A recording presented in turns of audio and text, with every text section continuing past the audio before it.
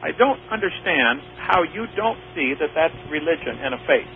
How can I explain because it can be tested, because we know if there is a branching process going on, that if there is, then we should expect to see this nested hierarchy. That if there is no nested hierarchy, or if we can find violations of the nested hierarchy, you test the theory. Okay, there's an article came out in a recent Science magazine about, I'm going to look it up here as we speak, about amoeba having 5 times more DNA than mammals. Sure. Yeah, I think it's got the largest genome of any eukaryote. Okay. Why would an amoeba have 5 times more DNA than a mammal? Why not? What stops That's not an answer.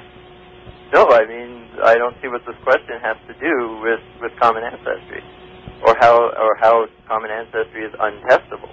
You're just dragging the point off, trying to get me to explain genomics, and I'm not trying to explain genomics. I'm trying to explain common ancestry to you and why scientists think it's actually a credible theory. Think it's actually a credible theory. Okay, here's the article. Scientific American, October 2004, page 62. If amphibians evolved before mammals, why do some amphibians have 5 times more DNA than mammals, and some amoeba have 1,000 times more DNA than mammals? And here's Jonathan's point. And a lungfish has 30 times as much DNA as we have. Okay, I mean, okay, first of all, have you ever heard of a chromosome duplication? Oh, yeah. Yeah. There's your answer. There's my answer? Are you saying it's just simply duplicated information, it's not new information? That's what you're implying. Why couldn't it be duplicated information? And why isn't that new information? A polyploidy? That's not new information. Sure, why not? You could just then change those genes are free to evolve however they want. But now you're just drawing the problem away from the point I was making about common ancestry, because this has nothing to do with common ancestry.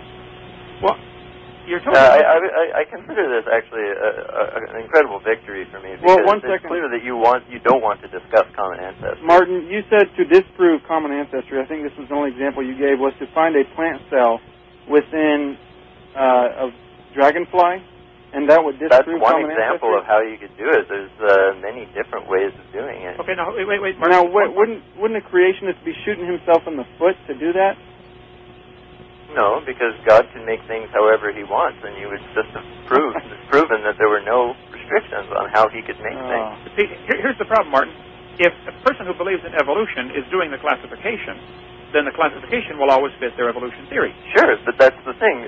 Because they have a classification, they've built a rigorous tree that now you cannot have violations in it. All you need to do to test it, you as a creationist, go into the lab, take their tree that they produce, and study any of these organisms based on the character distribution provided by the tree, and find a counterexample that has to come from way off on another branch of their same tree that they do. Let me try to give you one.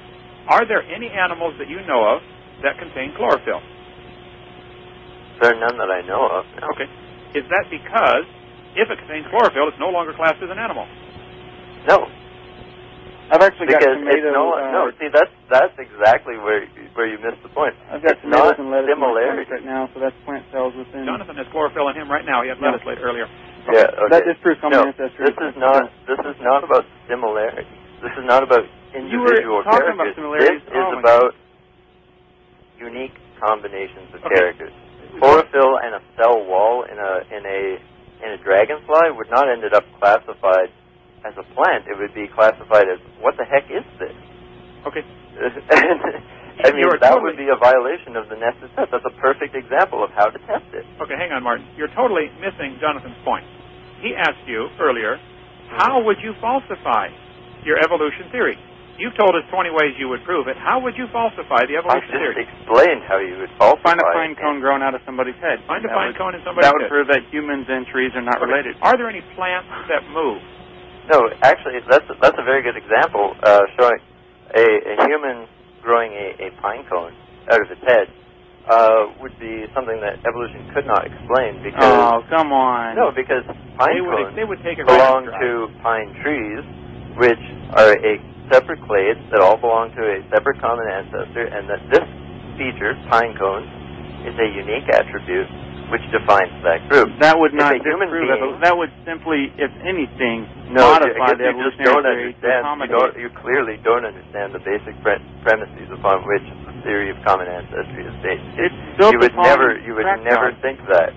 Okay, it's built. The theory of common ancestry is built on the assumption that evolution is true, and therefore it's not. No, it's not actually. It's built on the assumption of actually a very strongly supported mathematical assumption that nested hierarchies are generated by branching processes. Okay, we got to close in 2 minutes. Let me just ask you one final question here, and I ask this to everybody that believes in evolution, if I get an opportunity to ask them. Have you accepted the evolution theory because you really think there's scientific evidence, or because this creation theory would affect your lifestyle if you accepted it?